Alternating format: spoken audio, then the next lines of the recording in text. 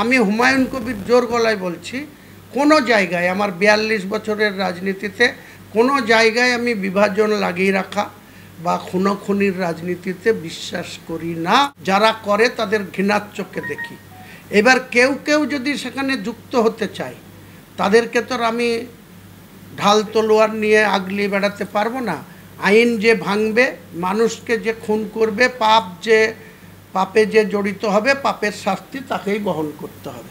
এবার জনবর্ধন সভার প্রস্তুতি সভা আয়োজিত হলো যুব তৃণমূল কংগ্রেসের নেতৃত্বে সালার ব্লকের উজুনিয়া গ্রামের আলামিন মিশনের মাঠে। উক্ত প্রস্তুতি সভায় উপস্থিত ছিলেন ভরতপুর বিধানসভার বিধায়ক হুমায়ুন কবির মহাশয়, ব্লক তৃণমূল যুব সভাপতি আশরাফ আলী সহ একাধিক নেতৃত্ববর্গ। গত 7 তারিখে অর্থাৎ বৃহস্পতিবার সালার অফিস পাড়ার মঞ্চ থেকে গোষ্ঠীদ্বন্দ্ব ভুলে একযোগে চলার নির্দেশ দিলেও গতকালের এই সভা তৃণমূল কংগ্রেস দলের ফাটলের চিত্র আবারও ধরা পড়ল।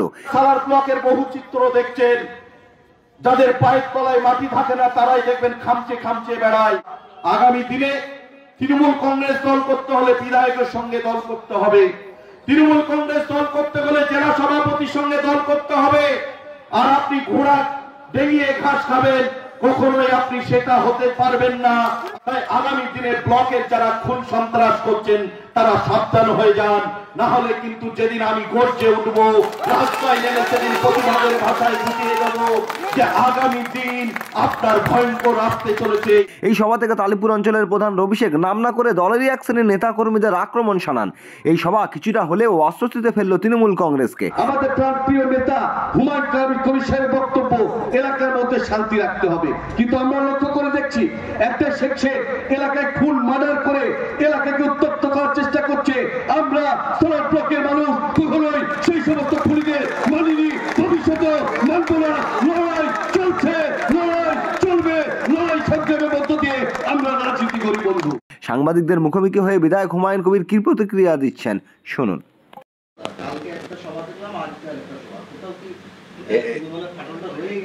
ফাটল থাকবে না, আপনি যেটা বলছেন সঠিক কথা, কিন্তু ওটা হয়েছিল ব্লক মাদারের সভা।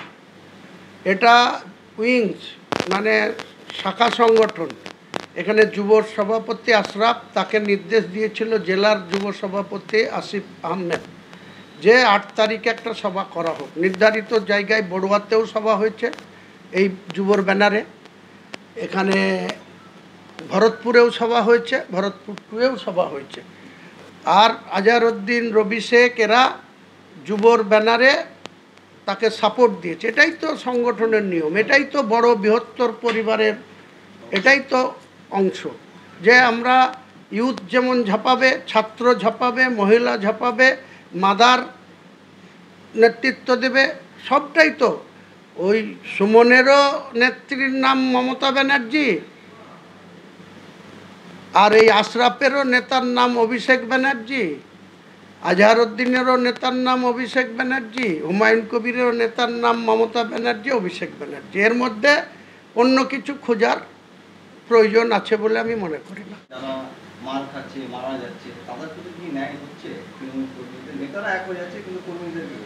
দেখুন, রাজনীতির যারা প্রাথমিক সদস্য বা কর্মী সমর্থক, তারাই কিন্তু যে কোনো রাজনৈতিক দলের সম্পদ। কারণ আমরা এমএলএ হয়েছি, আমরা জেলা পরিষদে জিতেছি, আমরা বিভিন্ন টাইমে পঞ্চায়েতে জিতে প্রধান হয়েছি। সবটাই কিন্তু মানুষের করুণা, মানুষের সাপোর্ট, মানুষের দোয়া, মানুষ ভোট দিয়েছে, তাই আমরা এত দূর পৌঁছেছি। সেই মানুষের মধ্যে আমি হুমায়ুন কবির জোর গলায় বলছি, কোনো জায়গায় আমার ৪২ বছরের রাজনীতিতে কোনো জায়গায় আমি বিভাজন লাগিয়ে রাখা বা খুনোখুনির রাজনীতিতে বিশ্বাস করি না, মদত করি না।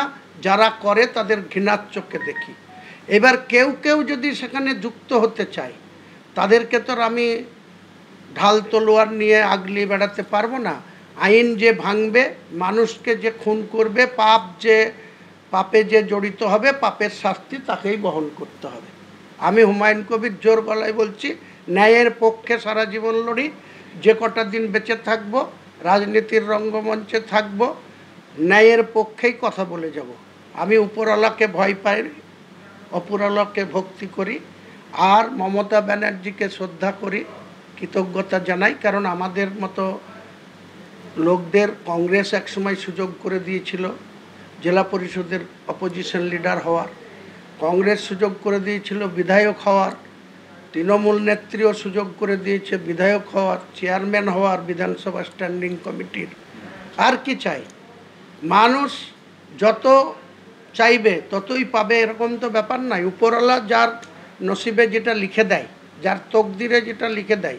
আমাকে কয়েকদিন থেকেই কিছু ব্যক্তি বলছে আপনার রাজ টিকা আছে, আপনি বহরমপুরের এমপি হয়ে যাবেন। আমি বলেছি সময় কথা বলবে। নেত্রী যদি জহুরি চিনে তাহলে নিশ্চয়ই আগামী দিনে সেটা ঘটবে।